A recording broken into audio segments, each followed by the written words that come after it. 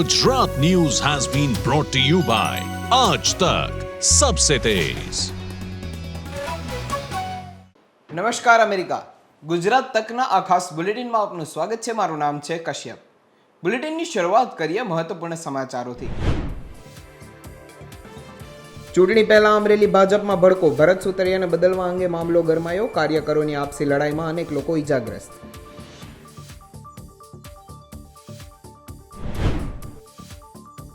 પરસોત્તમ રૂપાલાના ક્ષત્રિય સમાજની બેઠકમાં નિવેદન બાદ વધી મુશ્કેલી, દલિત સમાજમાં ઉઠ્યા વિરોધના સૂર, અનેક લોકોએ રૂપાલા વિરુદ્ધ ફરિયાદ નોંધાવી, કરી અપીલ।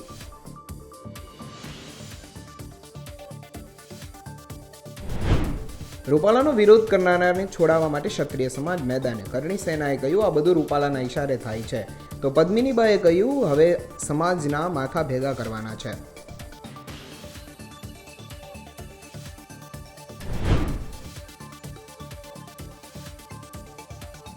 પરેશ ધાનાણીનો કવિતા વોર યથાવત, ભાજપમાં ચાલી રહેલા વિવાદને લઈ આપ્યું નિવેદન, કહ્યું કમલમમાં થઈ રહ્યો છે કકડાટ।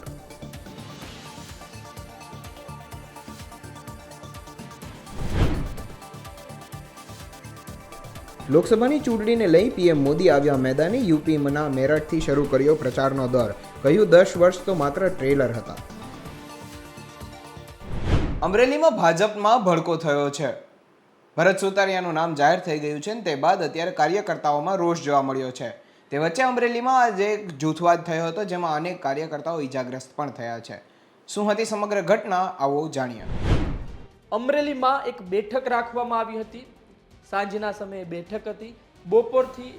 બપોરના સમયથી જ મેસેજ વાયરલ થઈ ગયા હતા કે રાત્રે આ જગ્યાએ ભેગું થવાનું છે, અત્યારે સમય છે, ઉમેદવાર બદલાઈ જશે, વિરોધ કરવાનો પછી કંઈ નહીં થાય, અમરેલીના ભવિષ્યનો સવાલ છે, આ પ્રકારે મેસેજ વાયરલ થવા લાગ્યા। કલાકો પસાર થવા લાગી મિત્રો, અને એ સમય આવી ગયો કે જ્યારે ભૂપેન્દ્રસિંહ ચુડાસમા અમરેલીમાં આવે છે। તેની સાથે દિલીપ સંઘાણી, બાવકુ ઉધાડ આ સહિત મોટા નેતાઓ, નારણ કાછડિયા એ સહિતના નેતાઓ ત્યાં હાજર હતા। મુકેશ સંઘાણી કે જેઓ ટિકિટ માંગી રહ્યા હતા તેઓ પણ ત્યાં હાજર હતા। દિલીપ સંઘાણીના ઘર પાસે એક બેઠક થાય છે। આ બેઠકમાં એ લોકો હતા કે જેઓ અસંતોષમાં છે, એ લોકો હતા કે જેઓ જૂથવાદમાં છે, એ લોકો હતા કે જેના શિરે લોકસભાની જવાબદારી છે, લીડ લાવવાની જવાબદારી છે। બેઠક થાય છે।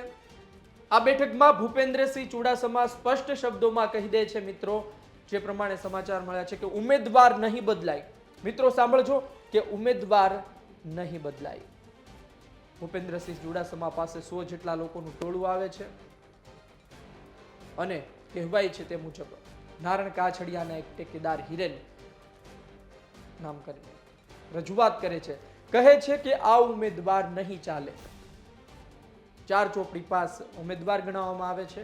આ ઉમેદવાર નહીં ચાલે, આ ઉમેદવારને કોઈ ઓળખતું નથી, આ ઉમેદવારથી મજબૂત અને અનુભવી નેતાઓ ભારતીય જનતા પાર્ટીમાં મોટી માત્રામાં છે। મિત્રો કહાનીમાં ટ્વિસ્ટ હવે આવે છે।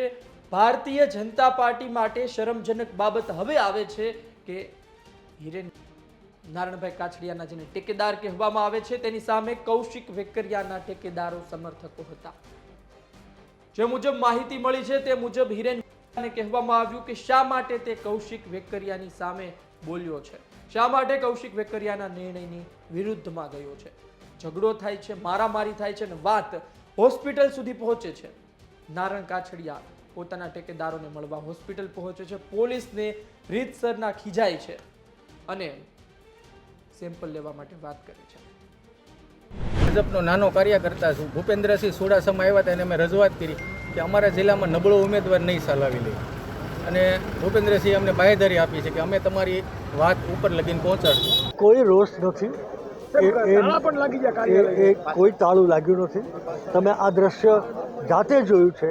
આ દ્રશ્ય જોઈને એવું માનવામાં ના આવે કે કોઈ કાર્યાલયને તાળા વાગે। ગોંડલની મીટિંગ થઈ પછી પણ રૂપાલાજીનો વિરોધ થઈ રહ્યો છે ક્ષત્રિય સમાજમાં, પ્રયત્ન ચાલે છે સુખદ અંત માટે। શું લાગે છે ઉમેદવાર ભરતભાઈ સુતરિયા જ રહેશે। આ ચૂંટાઈ ગયા પછી નહીં આવે અહીંયા તો તમારા ધારાસભ્ય છે ને અહીંયા આગળ કાર્યક્રમમાં આવવું હતું ને તો કાન પકડીને 10 વખત ફોન કર્યો ના લાવ્યા હતા। ક્યાં પૂજ્યા એટલે તમારા જાગૃત ધારાસભ્ય છે, અહીંયા આગેવાનો જાગૃત છે.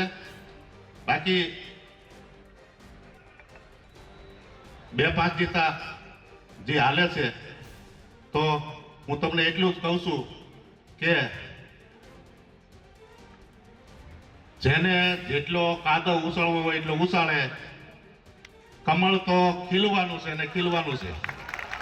જેને સોશિયલ મીડિયા ઉપર જેટલું આંકવું હોય એટલું આંકે. કમળ ખીલવાનું છે અને ખીલવાનું છે. જેને જેટલી ગાળ્યું દેવી એટલી દે. કમળ ખીલવાનું છે ને ખીલવાનું છે. ભારતીય જનતા પાર્ટીનો અંદરનો જ ગજગ્રાહ તેને હરાવી દે તો પણ નવાઈ નહીં. ચીનબેન ઠુમર પ્રચાર કરી રહ્યા છે, ભરત સુતરિયા હવે મેદાને છે, તેને લીલી ઝંડી મળી ગઈ છે કે તમે ચિંતા ના કરો, તમે જ ઉમેદવાર રહેશો, અને તેઓ પણ હવે બોલી રહ્યા છે. આપનું શું કહેવું છે? અમરેલી હવે ખરેખર લોહિયાળ રાજકારણ તરફ છે. શું અમરેલીમાં ભરત સુતરિયા યોગ્ય ઉમેદવાર નથી? શું અમરેલીમાં અન્ય ઉમેદવાર મૂકવાની જરૂર હતી?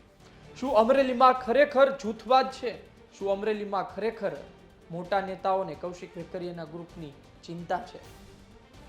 કૌશિક વેકરિયાના ગ્રુપથી ચિંતા છે? શું અમરેલીમાં આવનાર સમયમાં આ મોટા નેતાઓ કે જે હાલ વિરોધમાં છે તે તમામ એક થશે અને ભરત સુતરિયાને ફટકો પહોંચાડશે? શું આ તમામ વાતનો કોંગ્રેસને મોટો ફાયદો થવા જઈ રહ્યો છે? આવનાર સમયમાં ખબર પડશે. પરંતુ દુઃખદ બાબત છે કે ગુજરાતની એક લોકસભા સીટમાં ટિકિટ માટે મારામારી થઈ, અને એ ટિકિટ માટેની મારામારી ધારાસભ્યના સમર્થકો અને સાંસદના સમર્થકો વચ્ચે થઈ. ગોંડલમાં જે ક્ષત્રિય સમાજની બેઠક યોજી હતી તેની અંદર પરસોત્તમ રૂપાલાએ જે નિવેદન આપ્યું હતું તેને લઈ અને અત્યારે દલિત સમાજમાં રોષ જોવા મળી રહ્યો છે. દલિત સમાજે અત્યારે પરસોત્તમ રૂપાલા પર વિરોધના સૂર ઉઠાવ્યા છે. શું છે સમગ્ર વિગત, આવો જાણીએ. ભાજપના રાજકોટના લોકસભાના ઉમેદવાર પરસોત્તમ રૂપાલાની મુશ્કેલીઓમાં દિવસે ને દિવસે વધારો થઈ રહ્યો છે. તેમની મુશ્કેલીઓ ઓછી થવાનું નામ નથી લઈ રહી. એક બાજુ ક્ષત્રિય સમાજમાં નારાજગી હજુ પણ જોવા મળી રહી છે, ત્યારે બીજી બાજુ હવે દલિત સમાજની લાગણી દુભાઈ છે તેવા અહેવાલો સામે આવી રહ્યા છે. ગોંડલમાં રૂપાલા દ્વારા એક નિવેદન આપવામાં આવ્યું, જેને લઈને દલિત સમાજમાં નારાજગી જોવા મળી રહી છે, જેના હેઠળ એટ્રોસિટી એક્ટ હેઠળ અરજી પણ દાખલ કરવામાં આવી છે. વંથલી પોલીસ સ્ટેશનમાં સામાજિક કાર્યકરે અરજી આપી છે. ગોંડલ ક્ષત્રિય સમાજના કાર્યક્રમમાં રૂપાલાએ દલિત સમાજના કાર્યક્રમ વિશે ટિપ્પણી કરી હતી. કાર્યક્રમ કોઈ કામનો ન હોવાના નિવેદનને લઈને દલિત સમાજમાં હવે રોષ જોવા મળી રહ્યો છે, જેને લઈને અરજી કરવામાં આવી છે અને આ જ વાતનો ઉલ્લેખ કરાયો છે. અરજી આપનાર સામાજિક કાર્યકરે કહ્યું છે કે પરસોત્તમ રૂપાલાનું એક માફીનો કાર્યક્રમ યોજાયો હતો. આ માફીના કાર્યક્રમમાં ક્ષત્રિય સમાજને વહાલા થવા માટે, દલિત સમાજને ઉતારી પાડવા માટેનો જ હાવભાવ અને વાણી વિલાસ હતો, જેનાથી સમગ્ર ગુજરાતના અને સમગ્ર ભારતના દલિત સમાજની લાગણીને ઠેસ પહોંચી છે, જેના પગલે મેં ફરિયાદ દાખલ કરવા અરજી કરી છે. પરસોત્તમ રૂપાલાનો વિવાદ હવે ભાવનગર સુધી પણ પહોંચી ગયો છે. દલિત સમાજના અગ્રણી યુવા નેતા એડવોકેટ ભગીરથભાઈ બેરડિયાએ રૂપાલા બાબતે રોષે ભરાયા છે અને કહ્યું છે કે પરસોત્તમભાઈ રૂપાલા તાત્કાલિક માફી માંગે, નહીં તો જોવા જેવી થશે. 29/3/2024 રોજ ગોંડલ ખાતે એક સંમેલન યોજાયું. એ સંમેલનમાં પરસોત્તમભાઈ રૂપાલાની ખાસ હાજરી હતી અને તેઓ કહે છે કે હું તો કરશનભાઈ સાગઠિયાના કાર્યક્રમમાં ગયો હતો અને જે કાર્યક્રમ મારે કોઈ કામનો ન હતો. જે બે મોઢાની વાત થઈ રહી છે. દલિત સમાજ પ્રત્યે આપની ધૃણા શું છે અને દલિત સમાજ પ્રત્યે તમે શું ઈચ્છો છો તે સાબિત થઈ રહ્યું છે. આ બાબતે આપ તત્કાલ ધોરણે દલિત સમાજની માફી માંગવામાં આવે અને આપ તો શિક્ષક છો અને બે મોઢાની વાત કરી રહ્યા છો, જે અશોભનીય ગણાઈ રહ્યું છે. આવનારા દિવસોમાં જો આ બાબતે માફી માંગવામાં નહીં આવે તો એટ્રોસિટી એક્ટ તેમજ કાયદાકીય પગલાં ભરવામાં પણ અમે ચૂકશું નહીં. તેની પર ગંભીરતાથી આપ નોંધ લેશો. ગોંડલમાં પરસોત્તમ રૂપાલાએ યુવરાજસિંહની આગેવાની હેઠળ માફી તો માંગી લીધી છે, પરંતુ ક્ષત્રિય સમાજમાં રોષ હજી યથાવત છે. આવો જાણીએ ક્ષત્રિય સમાજની મહિલાઓ શું કહે છે. ગઈકાલે પરસોત્તમ રૂપાલાના વિવાદને લઈને ગોંડલના સેમડા ખાતે એક ક્ષત્રિય સમાજનું સંમેલન પૂર્વ ધારાસભ્ય જયરાજસિંહ દ્વારા બોલાવવામાં આવ્યું અને તેમાં એવી જાહેરાત કરી દેવામાં આવી કે હવે આ વિવાદ અહીંયા પૂરો થાય છે, પરસોત્તમ રૂપાલાને સમાજે માફ કરી દીધા છે. પરંતુ આ બેઠક બાદ, આ સંમેલન બાદ પણ ક્ષત્રિય સમાજની મહિલાઓ છે તે સામે આવી હતી અને તેમણે કહ્યું હતું કે હજુ સમાજે તેમને માફ નથી કર્યા. માત્ર જયરાજસિંહે ભાજપ પ્રેરિત સંમેલન હતું એટલે તેમાં આ પ્રકારની જાહેરાત કરવામાં આવી. આપણી સાથે પદ્મીરીબા વાળા છે.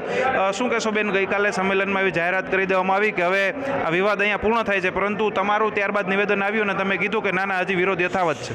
જી હા, જયરાજભાઈએ તો એની રીતે ડિસિઝન લીધું છે અને ત્યાં અમારો ક્ષત્રિય સમાજ કોઈ હતો જ નહીં. ત્યાં રાજકીય લેવલે જે વ્યક્તિ હતા એ જ હતા, તો એ કોઈ 9-10 જણા જઈને કોઈ ડિસિઝન નથી લઈ શકતા. તો અમારા સમાજે આ સ્વીકાર્યું જ નથી અને આનો અંત છે નહીં. આનો અંત એક જ રહેશે કે રૂપાલાભાઈની ટિકિટ રદ થાય, એ જ અમારો અંત રહેશે.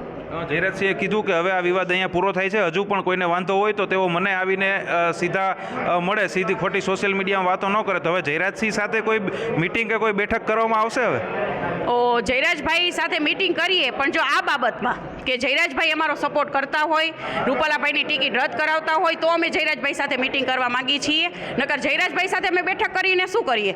અમને જયરાજભાઈ શું કામ પડકાર આપે છે? જે ડિસિઝન હતું એ કાલે જ હતું. તો જયરાજભાઈને, મારે મોટા ભાઈ છે મારા, અને આ રાજકારણ એવું છે કે અમને ક્ષત્રિયોને લડાવે છે. હજી આ લોકો નથી સમજતા, તો મારે ન બોલાય, કેમ કે એ મારા મોટા ભાઈ છે. પણ જયરાજભાઈ, પછી આપણે આવો પડકાર જ ન મુકાય, કેમ કે તે દિવસે રાજકીય બેઠક કરી લીધી અને પછી આપ આવો પડકાર મૂકો છો. પાછું એવું હતું કે પદ્મિનીબા વાળાને એન્ટ્રી નથી, તો શું કામ? જો આપ એવું કરવા માંગતા જ હોય, અમારી બધાની સાંભળવા માંગતા હતા, તો અમને બધાને ક્ષત્રિય સમાજને બોલાવો હતો અને ત્યાં પણ જે ડિસિઝન લેવું હતું એ બધાને ક્ષત્રિય સમાજને સાથે લઈને જ લેવાનું હતું ને. આપને શું લાગે છે જયરાજસિંહ દ્વારા સંમેલન બોલાવવાનો ઉદ્દેશ શું હોઈ શકે? જયરાજભાઈએ જે હવે શું હોય એમાં તો મને ખ્યાલ નથી, કે રાજકીય રોટલા શેકે છે સૌના. કેમ કે મારી તો ચોખ્ખી કિતાબ છે, બરાબર. મને કોઈ એવી ટિકિટની પણ ભૂખ નથી, સત્તાની પણ ભૂખ નથી. હું બીજેપી પાર્ટીમાં આવી છું તો એના માટે જ આવી છું, હિન્દુ ધર્મ અને એક સેવા માટે જ આવી છું, બરાબર. એ બધા જોશે, બાકી મને કોઈ એવી ઓલું કાંઈ છે જ નહીં. હમણાં જ ભાજપમાં જોડાયા છો, તમને એમ આગળ કંઈ ઓલું ચિંતા નથી થતી કે હવે આગળ હોદ્દા મળવામાં કંઈ લોચો પડશે? જી ના, જરાય નહીં. જે પણ બીજેપી પાર્ટીને કદાચ યોગ્ય લાગે એ કરે, પણ જે હું અત્યારે મારા સ્ટેજ ઉપર છું, હું મારી રીતે સાચી જ છું કે મારા સમાજ અને મારા સમાજના બહેનો ઉપર આ માનહાનિ ઉપર ગયું છે. તો અન્ય સમાજના બહેનો ઉપર ગયું હોત તો અમે આખો સમાજ એની સાથે ઊભા રહેત, હું તો ઊભી જ રહેત. તો મને કોઈ પણ ડર નથી. કદાચ બીજેપી પાર્ટી મને આગળ લે ન લે એની પરવા હું નથી કરતી. પહેલાં મારી આબરૂ છે, હું પણ એક ક્ષત્રિયાની દીકરી છું, તો મારી આબરૂ માટે કદાચ કરોડો રૂપિયા ધરી દે તો મારી માટે કંઈ એનો ફેર જ નથી પડતો. જી, અમારી માંગ હજી અડગ જ છે અને બેને કીધું એમ અમે હમણાં જ બધા બીજેપીમાં જોઈન્ટ થયેલા છીએ. અમારે એની સાથે કોઈ વિરોધ છે જ નહીં, પણ આ જે સમાધાન કર્યું છે એમાં સમાજના અન્ય આગેવાનોનો પણ હાજરી હોવી જરૂરી હતી, એ નહોતી અને છતાં સમાધાન થઈ ગયું છે. એ અમને માન્ય નથી. તો હજી અમારી બધા બહેનોની માંગ એ જ છે કે રૂપાલાભાઈની ટિકિટ રદ થવી જોઈએ અને આ વ્યક્તિગત અમારો આક્ષેપ છે. કોઈ સમાજ લેવલે કે કોઈ ભાજપ પ્રત્યે અમારો કોઈ વિરોધ છે જ નહીં. બેન, આટલું માગ છતાં પણ જો ટિકિટ રદ નહીં કરવામાં આવે તો હવે આગળ તમે શું કરશો?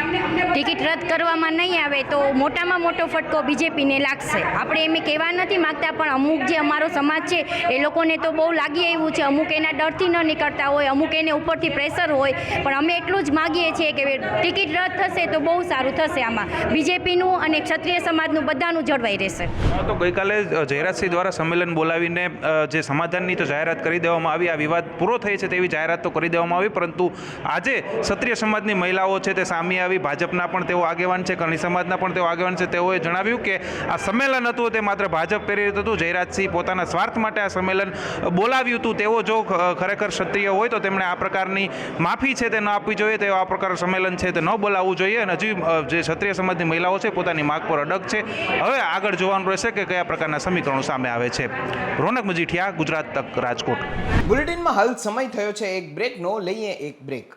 Gujarat News has been brought to you by Aaj Tak, Sabse Tez.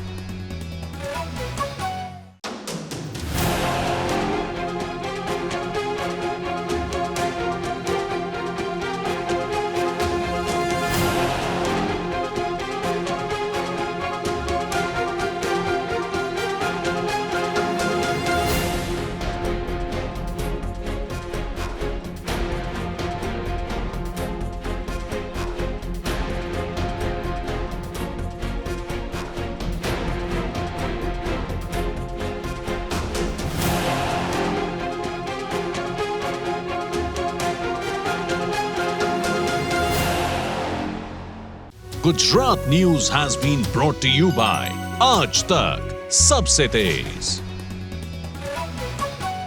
Lok Sabha 2024ની ચૂંટણીનો રંગ આખા દેશમાં જામી ગયો છે ને તે વચ્ચે જામનગરના લોકોનો શું છે મિજાજ, આવો જાણીએ. લોકશાહીના પર્વનો ભારતમાં જ્યારે ઉજવણી થઈ રહી છે ત્યારે આપણા જે જામનગરમાં છીએ, જામનગરના યુવાનો ચૂંટણી વિશે શું વિચારી રહ્યા છે, જામનગરના યુવાનો છે આ ચૂંટણીમાં કઈ રીતે પોતે સહભાગી થશે એ માટે આપણે જામનગરના જ યુવાનો સાથે વાત કરીશું. આપને એક જણાવી દઉં કે જામનગરમાં જે ભારતીય જનતા પાર્ટી તરફથી પૂનમબેન મેડમ છે, જ્યારે કોંગ્રેસ તરફથી જેપી મારવિયાનું નામ જાહેર કરવામાં આવેલું છે. પૂનમબેન છે એ છેલ્લા 10 વર્ષથી જામનગરના સાંસદ છે અને ત્રીજી વખત પણ ભારતીય જનતા પાર્ટીએ પૂનમબેનને લોકસભાના ઉમેદવાર તરીકે જાહેર કરેલા છે. ત્યારે જામનગરમાં ઘણા વર્ષો પછી એવું બન્યું છે કે પટેલ ઉમેદવાર અને એમની સામે આહિર ઉમેદવાર છે. આ પહેલાં પૂનમબેન જ્યારે 2014માં હતા ત્યારે પૂનમબેનની સામે વિક્રમભાઈ માડમ હતા, એ પણ આહિર જ્ઞાતિમાંથી હતા. અને 2019માં પણ આહિર જ્ઞાતિમાંથી મુળુભાઈ કંડોરિયા હતા. બંને વખતે પૂનમબેન માડમ છે એ ખૂબ વધારે લીડથી જીતેલા હતા. હવે હજી એક વખત પણ પૂનમબેન માડમ જ જામનગરમાં એક લોકસભાના ઉમેદવાર તરીકે જાહેર થયેલા છે.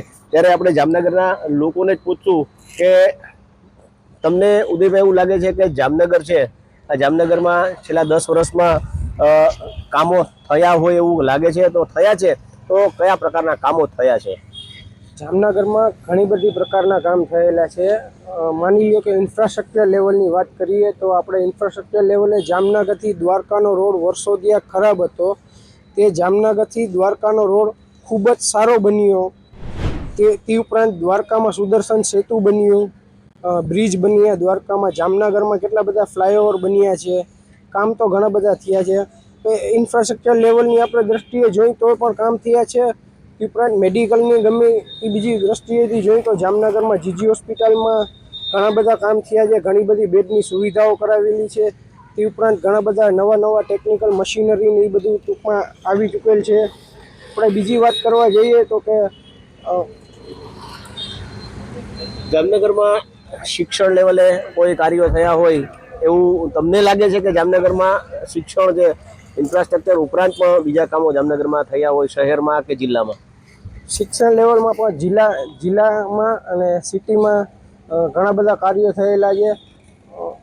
તો આ લોકસભા છે, આ લોકસભામાં જેપી મારવિયા પણ છે જે પાટીદાર અગ્રણી કહી શકાય અને જિલ્લા પંચાયતના સદસ્ય પણ છે. તો ત્યારે તમે જ્યારે એક મતદાન કરવા જતા હો તો તમે પાટીદાર આગેવાનને જોશો કે ત્રીજી વખત જામનગરના સાંસદ જે છે માટે ઉમેદવાર છે સાંસદ માટેના હાલના સાંસદ પૂનમબેન છે, તો તમારા મતે વધુ યોગ્ય કોઈ ઉમેદવાર છે? પૂનમબેન માડમ રહેશે મારા માટે યોગ્ય, કારણ કે પૂનમબેને ઘણા બધા કામ કરેલા છે. બધી ફિલ્ડમાં મેડમના ઘણા બધા કામ છે. હમણાં જ જો ઉદાહરણ લઈએ તો હમણાં જ એ સાંસદ ખેલ મહોત્સવનું આયોજન કર્યું હતું. એમાં બધી ગેમ્સ હતી, ક્રિકેટ, ફૂટબોલ, કબડ્ડી, બધી જાતની ગેમ હતી. બધાને પ્રોત્સાહનથી ખેલાડીઓને આગળ વધારે છે. ઉપરાંત બધી રીતે આપણે જોવા જઈએ તો પૂનમબેન મેન ટુ મેન ટૂંકમાં આમ કંઈ કે બધા યારે હળીમળીને રહ્યા છે. બધી જગ્યાએ ટૂંકમાં બેન પહોંચે છે. એટલે મારા માટે હું એમ કહું કે પૂનમબેન માડમને મત 100% આપીશ. અન્ય પણ અહીંયા શહેરના નાગરિક છે એમની સાથે પણ વાત કરીએ. આપને એવું લાગે છે કે જામનગર શહેરમાં કે જિલ્લામાં છેલ્લા 10 વર્ષમાં કાર્યો થયા છે? તો આ કાર્યો કયા પ્રકારના કાર્યો થયા છે? 7 રસ્તાનો પુલ બન્યો છે આપણો અત્યારે. આ ઉપરાંત બીજા કોઈ કામો તમને એવું હોય કે જામનગરમાં રેલવે છે કે વંદે ભારત ટ્રેન ચાલુ થઈ છે હમણાં? અને બીજા કોઈ તમારા ધ્યાનમાં કાર્યો એવા? દ્વારકાનો પુલ બનેલ છે. એવું કહી શકાય કે જામનગરમાં ટ્રેનની પણ સુવિધા આવેલી છે. લોકોનો મત એવો છે કે જામનગરમાં ઘણી બધી ટ્રેનો આવેલી છે. નવી ટ્રેન છે જે કનેક્ટિવિટી છે જામનગર શહેર અને જિલ્લો દ્વારકા સુધી ટ્રેન જે છે આ ટ્રેનનો ખૂબ મોટો ટ્રેન વ્યવહાર વધેલો છે. આ ઉપરાંત જામનગરમાં એરપોર્ટ હતું, આ એરપોર્ટમાં પણ ઘણી બધી ફ્લાઇટો નવી ચાલુ થયેલી છે. આ ઉપરાંત આપણે વાત કરીશું જે પ્રથમ વખત મત આપવા જઈ રહ્યા છે એવા યુવાનો આપણી સાથે છે. દક્ષભાઈ, તમે પહેલી વખત મતદાન કરવા જશો તો ત્યારે તમે શું વિચારશો અને કેવી રીતના મત આપશો? અમે પૂનમબેનને ઓળખી છીએ, તે સિવાય બીજા કોણ છે તે અમને ખબર નથી, એટલે અમે પૂનમબેનને જ વધારે મત આપીએ છીએ અને અમારી સ્કૂલમાં અને કોલેજમાં પણ પૂનમબેન આવેલા છે. અન્ય પણ આપણી સાથે હાર્દિકભાઈ છે. તો હાર્દિકભાઈ, પ્રથમ વખત જ્યારે મત લેવા જતા હોય ત્યારે કેવું તમને મત આપવાનું કેવું લાગશે અને તમે કઈ રીતે મતદાન કરશો? મને એવું લાગી રહ્યું છે કે પૂનમબેન ઘણા સમયથી આપણા જામનગરમાં હોય છે અને તેઓ સારું કાર્ય કરે છે, તે માટે હું પૂનમબેનને મત આપવાનું પ્રિફર કરીશ. અને પૂનમબેનને અમે ઓળખીએ છીએ કારણ કે તેઓ અમારી કોલેજમાં આવેલા છે, શાળામાં આવેલા છે અને ઘણા સારા સારા કાર્યો કરેલા છે તેમણે. અંશભાઈ, જામનગર જિલ્લામાં સરકારના જે છેલ્લા 10 વર્ષમાં કયા પ્રકારના કામો થયેલા છે અને આ કામો છે એને આપણે કઈ રીતે જોવો છે? વાત કરીએ વિકાસની કે ડેવલપમેન્ટની, તો અહીંયા વંદે ભારત ટ્રેનને પણ ઇન્ટ્રોડ્યુસ કરવામાં આવી છે. વંદે ભારત ટ્રેન સિવાય પણ અન્ય ઘણી બધી ટ્રેનોને અહીંયા કનેક્ટિવિટી આપવામાં આવી છે. વાત ખાલી ટ્રેનની જ નથી પણ બીજી પણ ઘણી બધી છે. વાત કરીએ ખેડૂતો માટેની, તો અહીંયા 12 મહિના કાયમ ડેમ પાણીથી ઓવરફ્લો થયેલા જ હોય છે, તો ખેડૂતોને પણ પાણીનો પ્રશ્ન નથી હોતો. વાત કરીએ રોડ રસ્તાના, તો રોડ રસ્તા પણ આપણે જોઈ શકો છો કે અવિરત કામ ચાલુ હોય છે. સૌરાષ્ટ્રનો લાંબામાં લાંબો બ્રિજ જે 3.2 કિલોમીટરનો બનેલો છે, જે ટૂંક સમયમાં બનવા જઈ રહ્યો છે, એ પણ ખૂબ સરસ વાત છે જામનગર માટેની. અને બીજી આપણે વાત કરીએ એમ્પ્લોયમેન્ટની, તો રોજગારી પણ અહીંયા બહુ સરસ છે અને બહુ ફેવરેબલ કન્ડિશન્સ છે આ બધી બાબતે. જામનગરમાં કોંગ્રેસના ઉમેદવાર છે જેપી મારવિયા, જે જિલ્લા પંચાયતના સદસ્ય પણ છે, અને ભારતીય જનતા પાર્ટી તરફથી પૂનમબેન મેડમ છે. તો ત્યારે તમને કયા ઉમેદવાર છે એ વધારે યોગ્ય લાગે છે? હું ખાલી ફક્ત એક જ સેન્ટેન્સ બોલવા માંગીશ, અબકી બાર 400 ને પાર ને અબકી બાર મોદી સરકાર. લોકોનો મૂડ કંઈક અલગ જ છે અને જેપી મારવિયા છે, કદાચ એવું લાગે છે કે લોકો વચ્ચે હજી એટલા પ્રચલિત નથી અને લોકો એમને જિલ્લામાં ભલે ઓળખતા પણ શહેરના લોકો છે એમનાથી જેપી મારવિયાએ સંપર્ક કરવાનો પણ હજુ એક લાંબો સમય જોશે. દર્શન ઠક્કર, ગુજરાત તક, જામનગર.